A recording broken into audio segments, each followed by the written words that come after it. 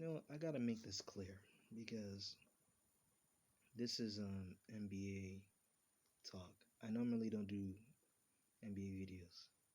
I don't know how many views this get. I don't even care because I'm not this type of a. I like to stay objective when it comes to any player, but specifically the 2020 rookie class. Let me start with the. I'm gonna put a time stop, or if there is. Let's start with the first topic. The 2020 rookie class of the NBA. Phenomenal, great. I've never I even saw two of them give a show today. Now, we're still on the topic number one. I swear, every scout that drafted this entire draft class deserves to get slapped. Let me keep it real. Let's start with Tyrese Halliburton for example. How is Tyrese Halliburton compared to a guy that's a two-way athletic playmaker? Huh? You comparing a guy to Lonzo Ball because of his jump shots crazy. I don't know what to say. Moreover, apart from the Lonzo talk, let's pull away from Lonzo for a sec. Let's talk about his little brother, which brings me to topic number two, going the main part of this video, Lamelo. Where should I start? I'm gonna first talk about his weaknesses before I talk about his strengths because he's not the your best defender, but he will give you defense here and there. He still needs to work on instincts and on the defensive end, and yeah. Now let's talk about his strengths because strengths is not being used. He has similar strengths to his brother, like court vision, speed. Like people don't understand. Lamelo works with pace. He likes to run fast, but unlike his brother, he fits in any system because he can easily adapt to what's in front of him. But the thing is, you need to play a little bit fast to really understand that. You see, Lamelo is a great player. It's just the lack of understanding for so many people. And I gotta call one YouTuber out, Swish out. I remember when he was saying Lonzo can be a sixth man, but he's a bust. You fail to understand that the problem with Lonzo's style is that he can the system doesn't fit him. You see, he needs a coach that's willing to run things fast. And the coach gotta sit with him and be like, you know, Alonzo, how do you want to run the offense? You need to look at the film room and say, Lonzo, what do you run the offense? Now, in comparison to his little brother, which I'm still on the topic of, is that Lamelo, on the other hand, is not given the keys to really run the offense because he's not trusted. Like we see that with Tebe, aka Devontae Graham, run the offense. He's the one running the show by actually coaching the damn team in the second last timeout. And it resulted to Melo getting a turnover. And I looked at that part, I was like, what the fuck is going on here? Defensively, so many players fail to grasp the most basic thing. Let's see. The Martin twins gotta go. And this is the Melo Ball's team. The Martin twins gotta be traded or kicked out. Tay needs to be put on the bench or traded too. But I don't think you need to really trade Devontae Graham. Let's give him a chance. You know who deserve to really leave the damn team? The Charlotte Hornets version of Dale Ellis back in Kobe days. Trash ass coach that does not understand that when you have a star on your team, you try to give them a chance to shine. Yeah, that nigga sat Kobe for 65 a day, 65 games. We see that with Bergo putting Melo in for 20 games off the bench, but I'm gonna give him a pass. What I won't give him a pass for is any coach with common sense would not want to run the same scheme. If you notice that something is wrong with your defensive scheme, switch it up. That in its own is what I have against Borrego. You see, another thing I have against Borrego is always trying to choose favorites. You don't choose favorites as a coach. Your coach is supposed to be all team, the team about the team. Not saying this player did good. Okay, if that player did good, why is it that you compliment everybody this game apart from your second leading scorer who was keeping you guys alive? I don't know. I'm just shaking my freaking head. Shaking my head. Now, we gotta jump to topic number 3. Lonzo Ball. You see, a lot of people be calling Lonzo a bust. He's not good enough. He's not NBA material because of he doesn't fit any system. You see, what y'all fail to grasp is the system doesn't fit him. You see, Lonzo needs to be put in an offensive situation where the defense is fast.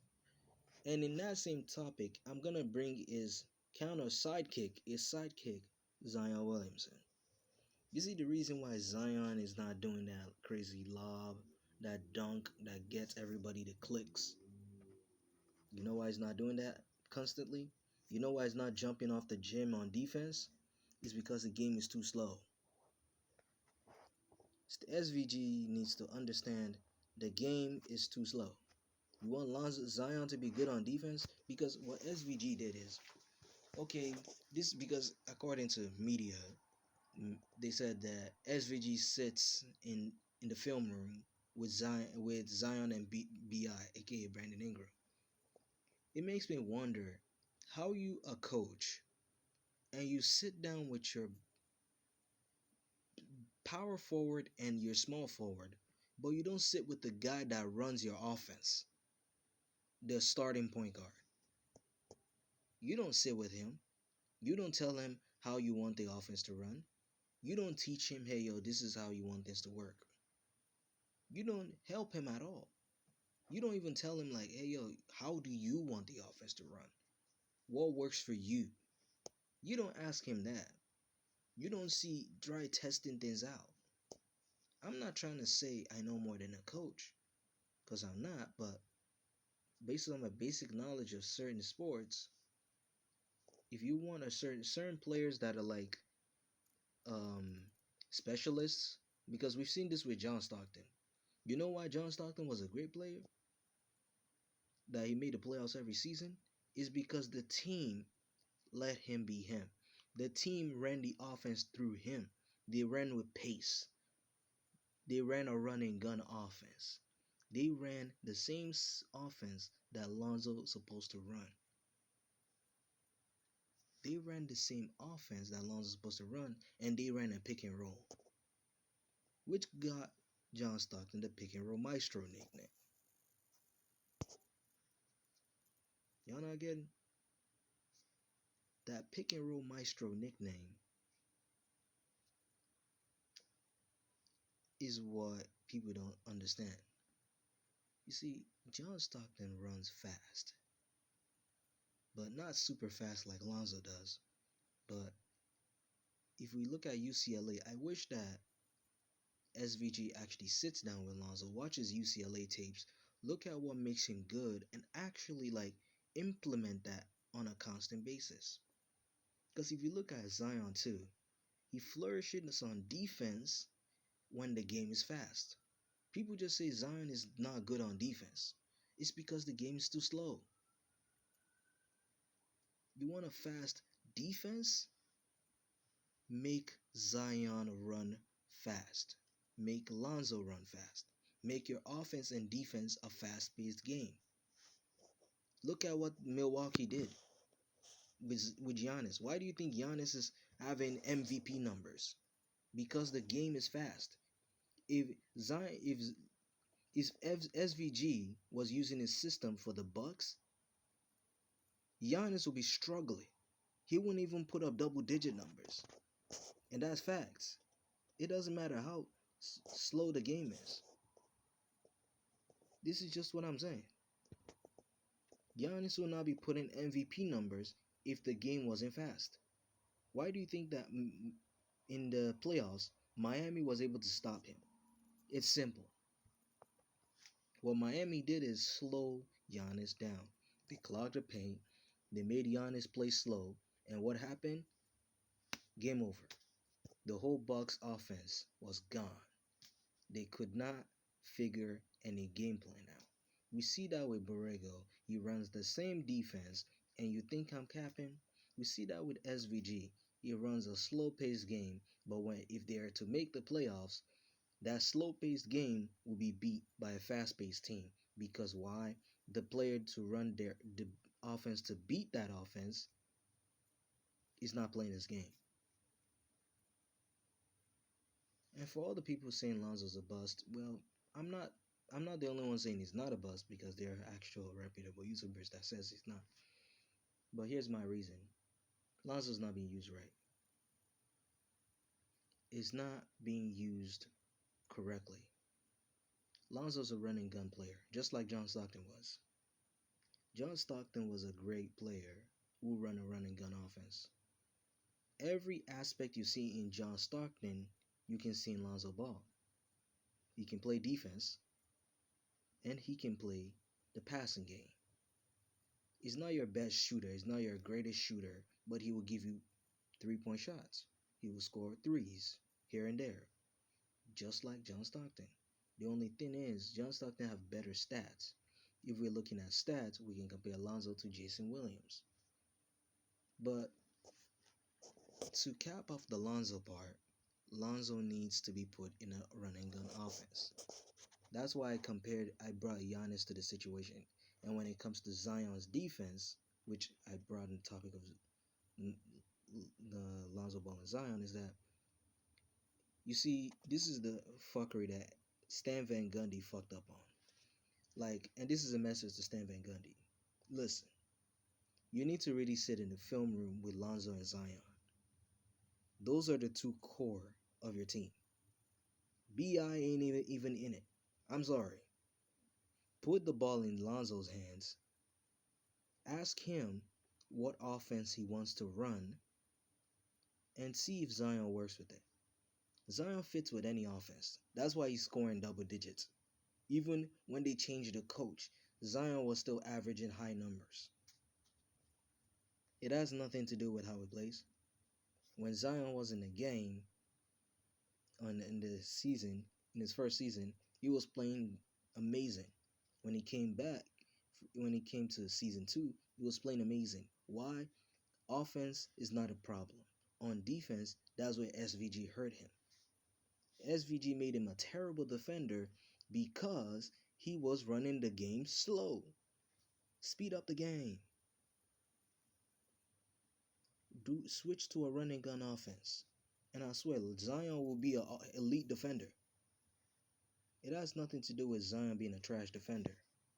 It's not that Zion is a bad defender. He's a good defender in a fast-paced system. He's a bad defender in a slow-paced system. That's it.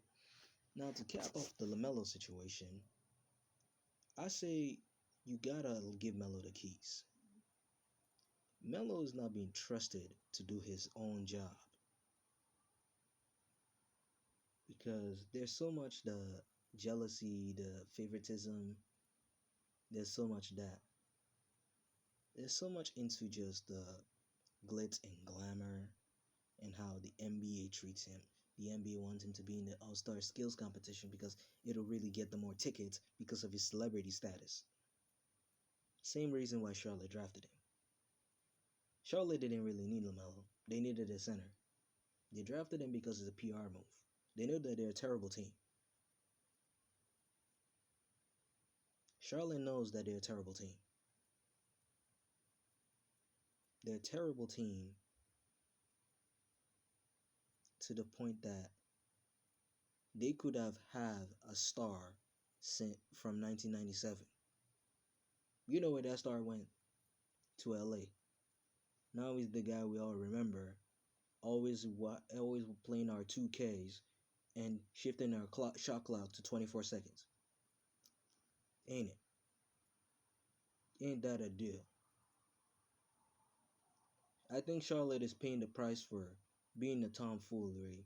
In 1997, you could have a star on your team, but you traded in for a bag of peanuts to a team that's worth gold.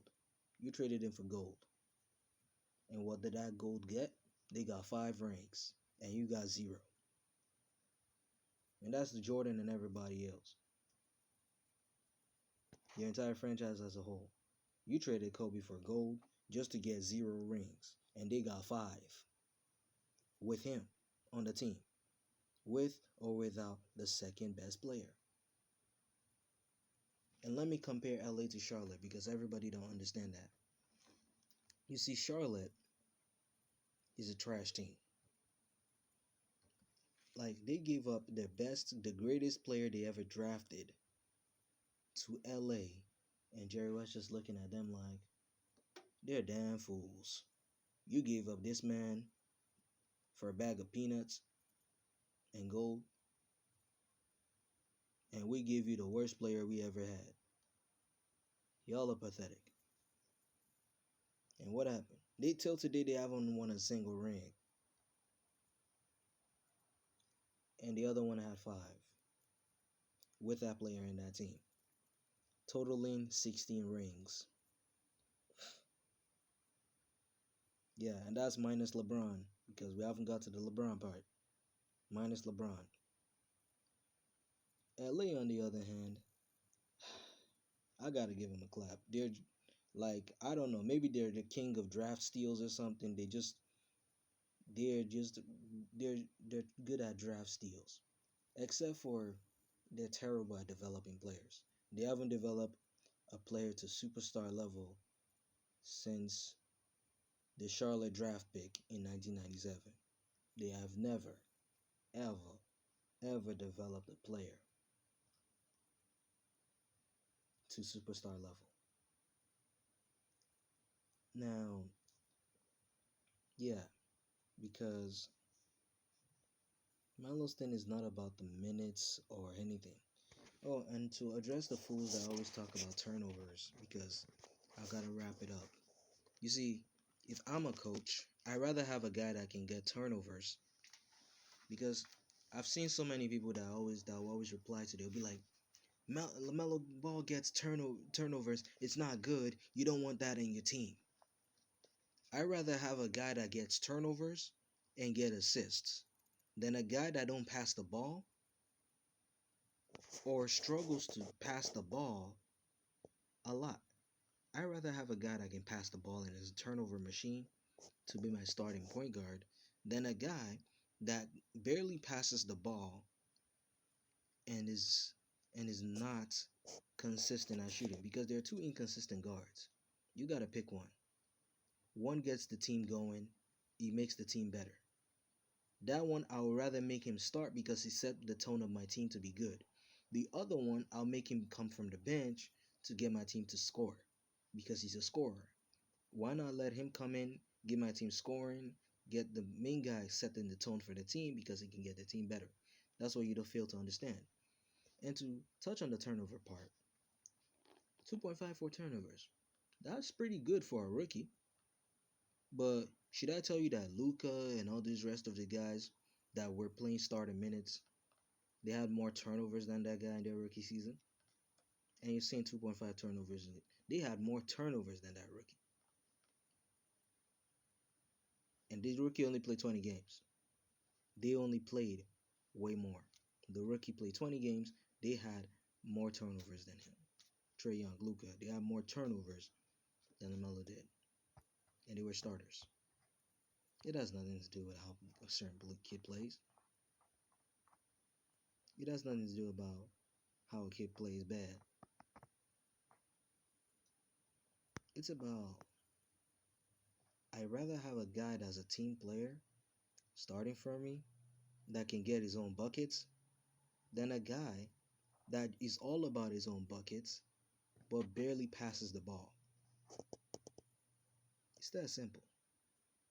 Being a turnover machine, that's fine. Let me make an NFL comparison because so many people don't understand. You see, in 2K, if anyone plays 2K, you should understand that if you're a guard, a point guard to the fact, you're more likely to get turnovers more than any other position on the court. It's not because you're a big man or anything. You're the most likely position on the basketball court to get turnovers is the point guard. Why is that? Simple. You see, it doesn't matter if it's a drop pass or a missed pass. The point guard is more likely to get turnovers because there could be the player's not open, there's no opening to get the pass, the players drops the ball. Let me make that in the NFL concept. In the NFL, the position to get more turnovers is the quarterback. We see that with Patrick Mahomes and in the Super Bowl.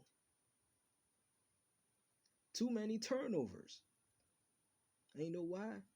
It's not about being on the bench or sitting down or trying to be this. You see, the position you have makes you more prone to get turnovers. That's why I said I'd rather have a turnover machine as my starting point guard because as long as he sets the tone for my team to be in a positive rack, I can trust him to run the floor. I do not care if it's a turnover machine as long as he's still able to get his assist and get the team going. Because I can compare Melo to someone that loves to go for stats, but Melo's not a stat pattern. He's not selfish. He's not the guy that he is always about his stats. Because I could say he's a mini Westbrook, but with more smarts and core vision and the ability to understand how the court is and read the plays. But he's not Westbrook. He's none of those because Westbrook is faster, quicker, everything than Melo is. Like I can admit that. The thing is, you need to understand. Do you care about a guy getting less turnovers or you care about a guy getting the team going from the jump? I'd rather have that guy that gets the team going from the jump than a guy that doesn't get the team going from the jump. It's fucking simple. You get the team going from the jump, you get the team running, you get the sport running, you get teams going from that quick, and that's why because the starter's job is to set the tone for how the game is played. People fail to understand that. You see, if my point guard is getting more turnovers, that's bad, but I gotta look at the positives of what he has done. If he can get me 5 to 10 assists, I'm happy with that. As long as he's doing his job. I don't give a damn about turnovers as much. Because I understand that being a point guard, you're more prone to turnovers. I swear, if a point guard passes to a center, because I don't want to use the players' names, if a point guard passes to a center and the center drops the ball, even though the center was the one who dropped the ball, the blame will be on the point guard. The turnover will be on the point guard, not the center. Not the center will drop the ball. The turnover be given to the point guard because the point guard was the one who threw the pass. You need to pay attention to that. Stop trying to focus on these old media narratives that they don't that because someone is a turnover machine, it makes it the coach justified. I find it funny that a team that has a rookie that has played 20 games, in those 20 games, he has made the team the number one team. And that's before John Moran and all that. The number one team in second chance points. And that's in the NBA. Not in the East, in the NBA. The number one team in second chance points. Tell me that's not a good player. They've never been on that record.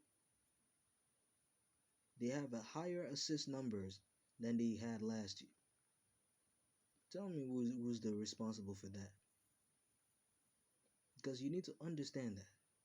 They're high in second chance point, they're high in assists, and you tell me it's because someone is a turnover machine, the coach is justified to not giving as much minutes, restrict his minutes. Then tell me how the guy that is just coming back off injury, a very severe injury, got minutes. Make it make sense.